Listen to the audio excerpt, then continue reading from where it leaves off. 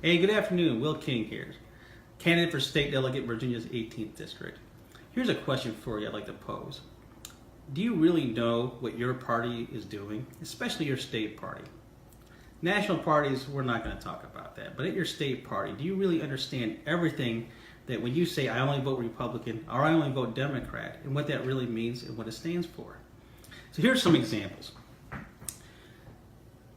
The Republican Party, led by Chris Jones, a delegate in Suffolk, wants to defund all conservation easements. This is something that affects everybody in the entire district because conservation easements play a big part in land ownership. It is the ultimate expression in property rights. Let's say you support the Democratic Party. The local county came out and said they stand against fracking. They oppose it. Well, I agree with that, and I think it's good that somebody came out and said that locally. However, the state party does not share the same view. This is evidenced by the fact that the Atlantic Coast Pipeline is made to move methane, natural gas. The only way to obtain that is through fracking.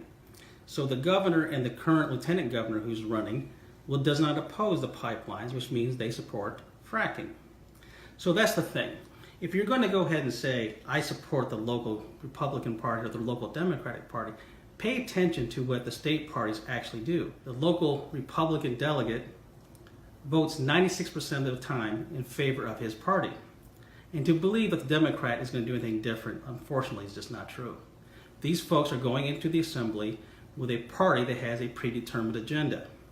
It is not the fact that the candidates are disingenuous in their feelings, it's the fact that the state party believes party agenda over the benefit of the people first. This is evidenced by Citizens United, which opened the door for unlimited spending by corporations. If you want to learn really what your state delegate does as far as his legislation, first start looking at the donations list. Who is donating and why? A good example is Kathy Byron, a local delegate out of Roanoke, Virginia. She received over $36,000 from the Virginia Cable Telecommunications System. This was part of her bill that she tried pushing this past year over broadband. This would have taken the ability of the local municipalities out of the hands of the local municipalities to develop a broadband system for our area, instead putting it to the state assembly. I oppose that move. I believe broadband should be done by the local municipality. But this is what I mean by money and influence. So if you really want to learn more, go to vpap.org or vpap.org. Also check out the Richmond Sunlight Times. You can also visit the Virginia Legislative Information System to see how your delegate votes. It is important that we, the people, remain vigilant. Keep track of your government. Know what they do and what they stand for. If you want an independent voice for you in Richmond this next year, check out my website at www.willkingfordelegate.com to learn more. And if you like what you see, please consider donating.